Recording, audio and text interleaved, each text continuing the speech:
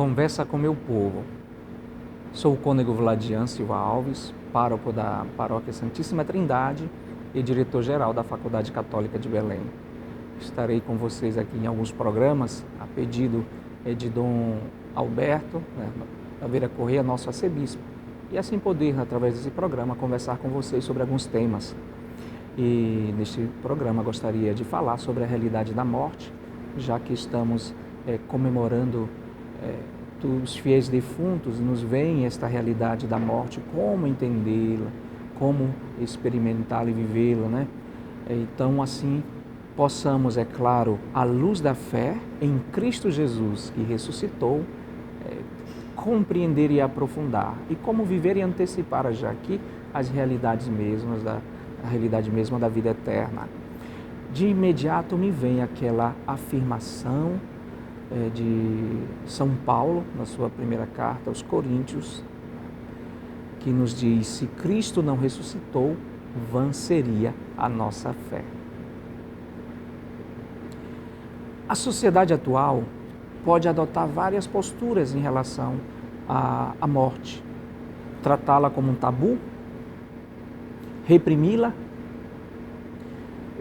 e também há aqueles que se expõem constantemente à realidade da morte. Acerca da morte, então, podemos ver outras atitudes, né? Aqueles que vivem com numa ausência de sentido da vida mesmo, e até aquela realidade atemporal depois da morte, e recusa-se a olhar a morte de frente. Então, esse contexto, meus irmãos e minhas irmãs, em relação à morte, traz consequências para as nossas relações. As relações, né? Seja consigo mesmo, seja com a realidade em sua totalidade. Então vamos aqui pensar um pouco, conversarmos sobre esta realidade e também, é claro, professar a nossa fé em Cristo Jesus, no Cristo que ressuscitou e que é primícias, né, da ressurreição, e que também todos nós somos destinados a esta vida eterna, a participar, né, desta vida divina. Lembro que em uma antiga ladainha de Todos os Santos, os cristãos, os fiéis, rezavam deste modo: livra-nos, Senhor, da morte precoce e inesperada. Esse modo mostra que a expressão, né, essa expressão parece apresentar a morte como algo natural. Por isso que se pede que ela não venha assim, ao improviso, né, súbito. Agora pode ser que outros a vivam de um modo marcado pela ausência, sem o sentido, né? E assim a vive de qualquer modo, anulando esta realidade metafísica. Nós hoje percebemos que fomos capazes de transcender, de ir além de tantas coisas, de tantos outros condicionamentos. Mas o certo é que a humanidade corre sempre o risco de permanecer sempre nesse dado imanente, o que das coisas visíveis, palpáveis, daquilo que se pode calcular. E olhar para dentro de si e perceber que existe, né, algo a mais, um além, uma realidade mais total, que é a vida eterna, a vida que permanece, a vida que continua. Então nós professamos a fé em Cristo Jesus ressuscitado e professamos a fé numa vida que permanece, onde há uma continuidade na descontinuidade. E é belo também, eu sempre gosto de lembrar que a ressurreição pode ser entendida como a planificação da nossa pessoa, daquilo que somos, daquilo que nós construímos. E é claro, é Deus com a sua graça, porque tudo é dom, né? É Deus que nos garante esta vida e a vida eterna. Mas cada um, na sua liberdade, deve acolher e experimentar já isto aqui, antecipando, é claro, na plenitude, viveremos com toda a força e intensidade e iremos contemplar a Deus, né, com os nossos próprios olhos. Então você, meu irmão e minha irmã, como é que vive e experimenta essa realidade da morte, se depara com ela? Então, aqui estamos conversando sobre isto, para que possamos aprofundar e sempre viver essa realidade naquela atitude de esperança. Claro que a morte é algo que nos marca, que nos traz algo assim, de uma experiência, né, difícil, de ruptura, mas é à luz da fé que podemos, né, viver isto e procurar entender, claro, à luz da fé e da esperança cristã. Diremos inicialmente, então, que a consciência da morte se encontra sempre em confronto entre várias escolas. Se me permite aqui citar uma delas, mas aquilo que nós encontramos quando nós lemos o Antigo Testamento, que é a escola sapiencial, e esta escola que se coloca diante da pessoa de Jesus Cristo, que levou assim, né, a formação mesmo do cristianismo. E imaginemos, né, revisitando esse patrimônio bíblico do Antigo Testamento, podemos entender e recordar que aquilo que professavam, aquilo que tinham diante de si no coração, né? E se aceitava que a realização normal da vida estava como? Em morrer, já idoso, saciado da existência. Por isso que, às vezes, vemos nos relatos bíblicos do Antigo Testamento que uma vida sem filhos ou a morte cedo demais eram considerados simplesmente como um castigo, né? Quase como que imposto ao homem. E a morte seria uma simples interrupção da vida. Essa compreensão não toca ainda naquilo que, podemos assim dizer, específico de Israel, no que se refere à morte. Aos poucos começa a fazer uma associação muito profunda também com a realidade da doença e da morte. De modo que o estar enfermo é quase sempre descrito como estar morto. A doença, tal como a morte, impõe ao homem a perda da comunicação e a partir desta associação tem origem a elaboração tanto de uma fenomenologia da morte quanto da vida. Enquanto que a morte e a doença estão relacionadas com a solidão, o isolamento, a vida, em oposição a esses elementos, é relacionada com a comunhão. Então, ao contemplarmos a morte, ao contemplarmos a vida, somos levados a entender esta realidade com a chave de leitura que é da comunhão. Esta comunhão que já vivemos aqui, com Deus, com os irmãos, na relação com o mundo, com toda a criação, onde, desse modo, nos abrimos para a realidade plena da vida, né? Da comunhão plena em Deus. Então, assim, meus irmãos e minhas irmãs, a introdução da comunhão em relação à vida traz à tona um novo elemento no que se refere a essa reflexão. Coloca o conceito de vida associado também à fé. A partir daí começa essa elaboração do conceito de vida, a partir da fé em Yahvé, a partir da fé em Deus. Então, essas implicações na fé em Deus pode fazer-nos, né, pensar todo o caminho que se percorre e pode se aprofundar procurando entender que também precisamos dar um passo e pensar esta realidade da morte com aqueles conceitos bonitos também de reconciliação, de conversão.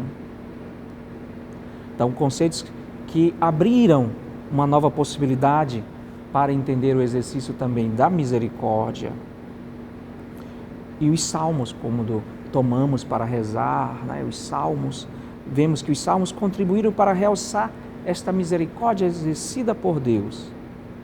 E outros livros, né, do Antigo Testamento, como Daniel, o livro da sabedoria, o segundo livro de Macabeus, continuam, né, este processo de evolução apontando para aquilo que nós hoje, como cristãos, professamos e entendemos, e como aquilo no início dizia, a ressurreição. Então não se pode negar a existência de uma continuidade entre o Antigo e o Novo Testamento no que se refere à morte. Permanece uma perspectiva positiva, fazendo com que a postura cristã se diferencie grandemente das outras explicações oferecidas, né, por outras ideias. Cristo ressuscitou. Essa é a novidade apresentada. Cristo, e é nele, no Cristo ressuscitado, que o grito de socorro da fé, muitas vezes ameaçada, encontra uma resposta definitiva. Nele, em Cristo, foi operada uma passagem da ausência para a presença, porque em Cristo, Deus mesmo penetrou o terreno da morte. No início, como dizia, podem existir várias posturas, vocês podem estar aí pensando tantas situações, o modo como vive, né, e experimenta, mas aqui o que nós precisamos renovar é esta fé em Cristo Jesus, em Cristo ressuscitado, como eu dizia. Nele foi operada a passagem de uma ausência, de uma falta de sentido para uma presença, para uma comunhão. Cristo, que assumiu a nossa natureza humana, nos dá a garantia também de que nós ressuscitaremos. Uma pausa para um breve momento, depois nós retornaremos com a nossa reflexão.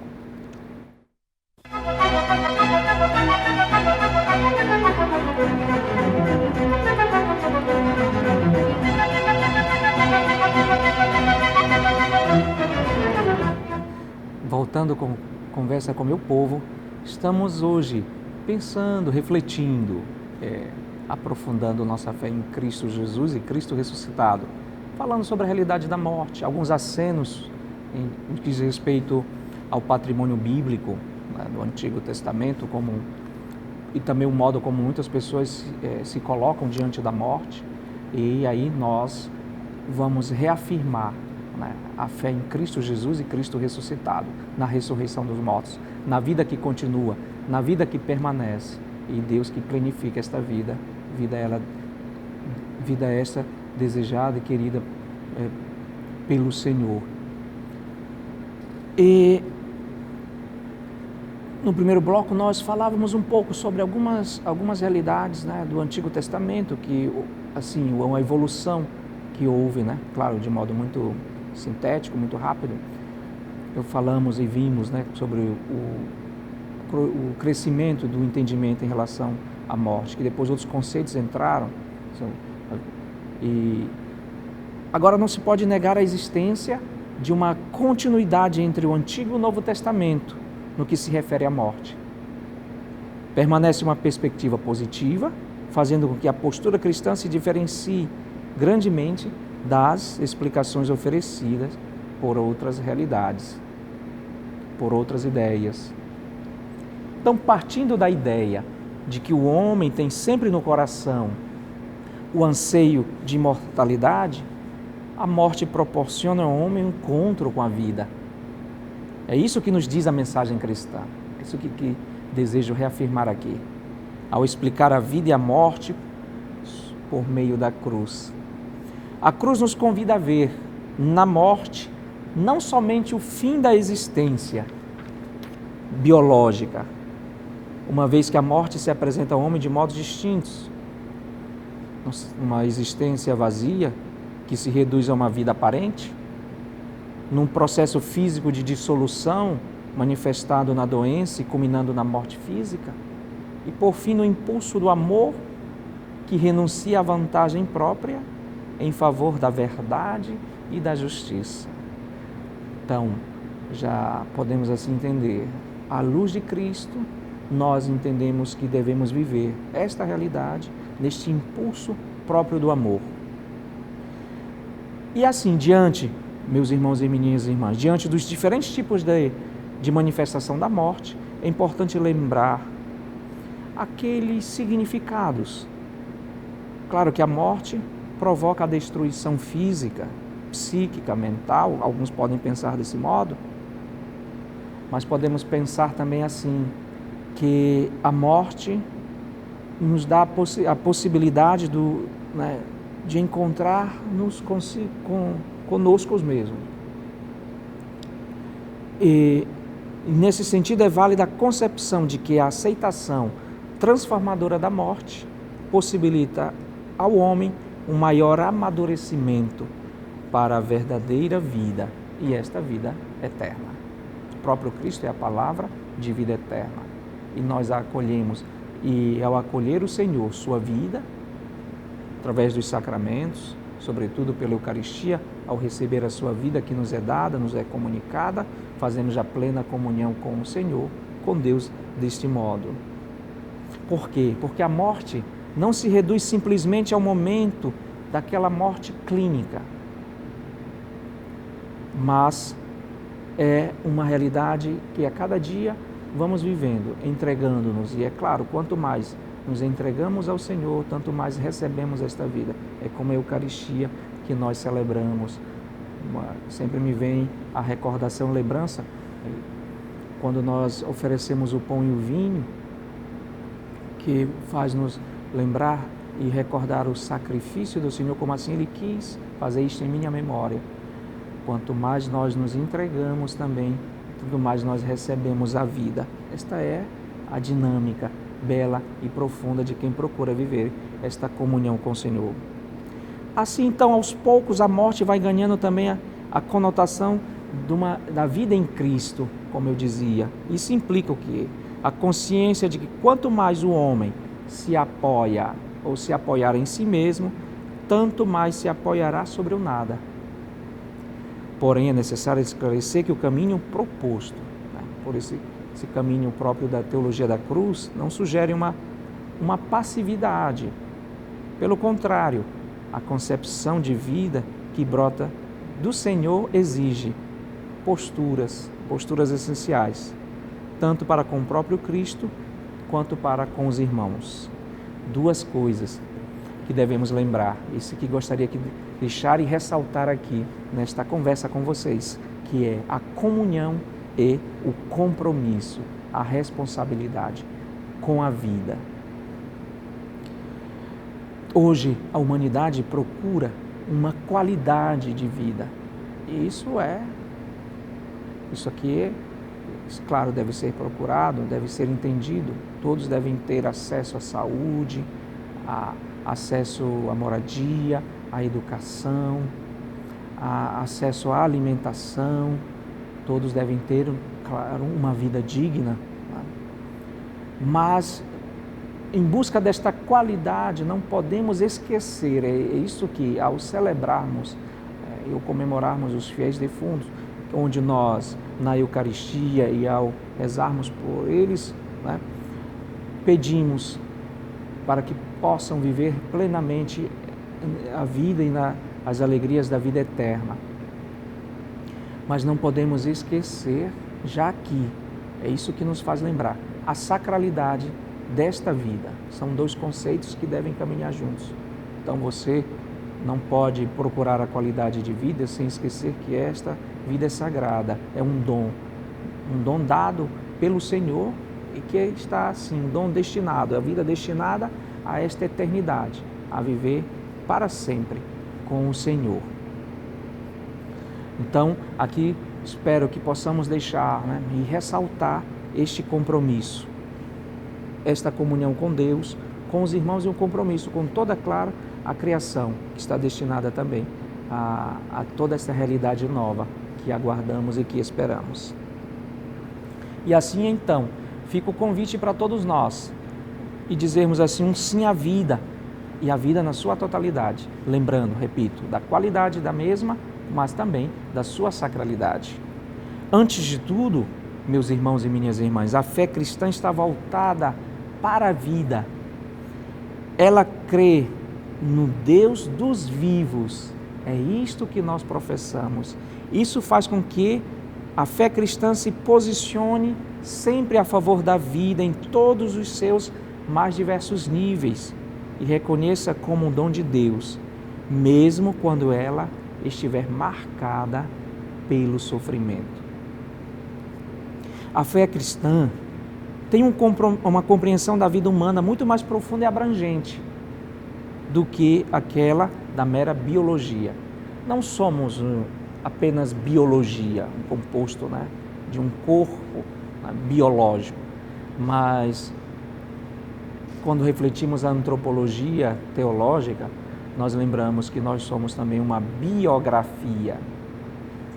Temos um corpo, mas temos o quê? Uma história, e esta história desejada e querida pelo Senhor e construída através de cada momento e cada passo que na nossa liberdade que damos, é claro, na inteligência, na obediência e na liberdade.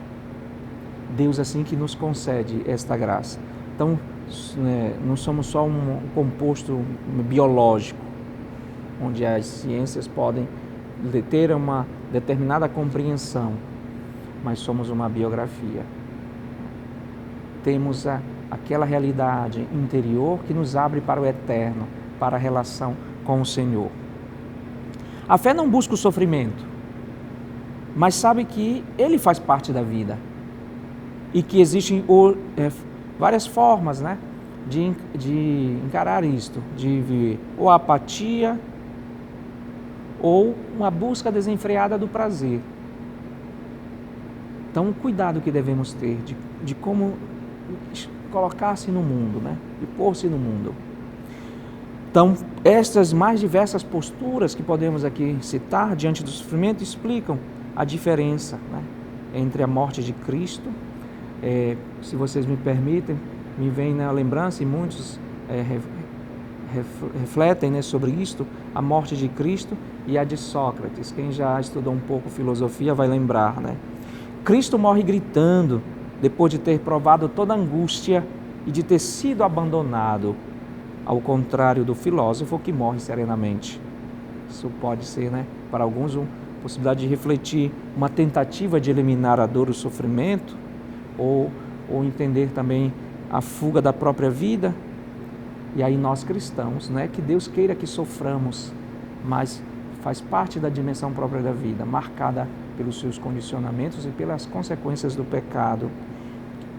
E é com Cristo, é claro, que enfrentamos isso e que recebemos toda a força. Quem não enfrenta o sofrimento, podemos assim dizer, corre o risco de abdicar de viver, fugir, né, de toda esta realidade. Então, assim, meus irmãos e minhas irmãs, uma tentativa de uma conversa trazendo para vocês alguns elementos sobre a realidade da morte. Assim, quero concluir, né, esta conversa com o meu povo, um pouco lembrando aquilo que comemoramos, né, a comemoração de todos os fiéis defuntos, e nos tempos cristãos me vem também a lembrança, a recordação, desde a época das catacumbas, quem já conheceu as catacumbas, né? A arte funerária nutria a esperança dos fiéis. Por exemplo, em Roma, com uma simplicidade tocante, os cristãos representavam a figura de Lázaro na parede do nicho em que um de seus parentes foi colocado, como significasse, como Jesus chorou por seu amigo Lázaro e o trouxe de volta à vida, então ele também fará por este discípulo esta realidade, né, da vida.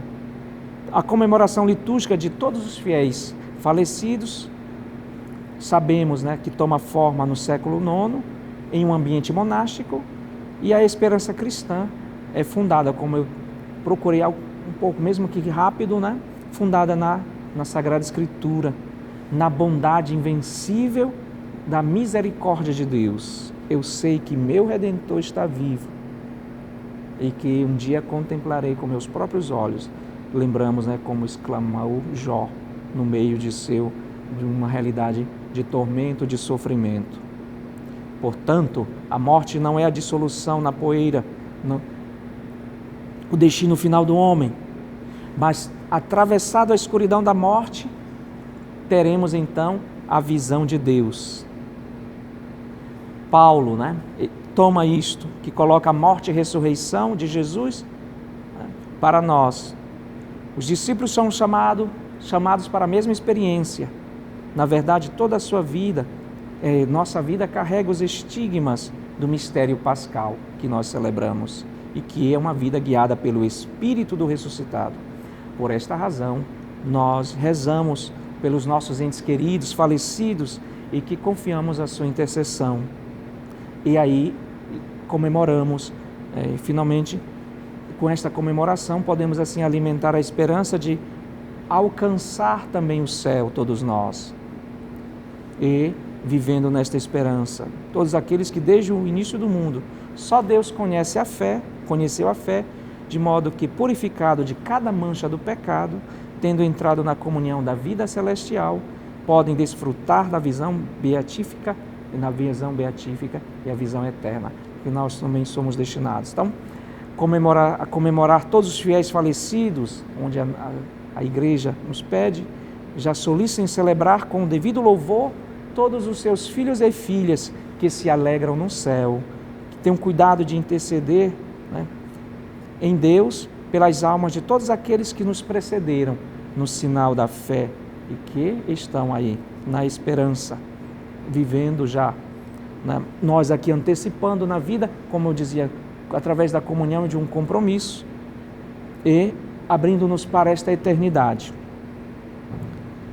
E assim então, todos nós possamos aprofundar nossa fé, professar a nossa fé na ressurreição e cada um tomar a vida com toda a seriedade, com toda a responsabilidade.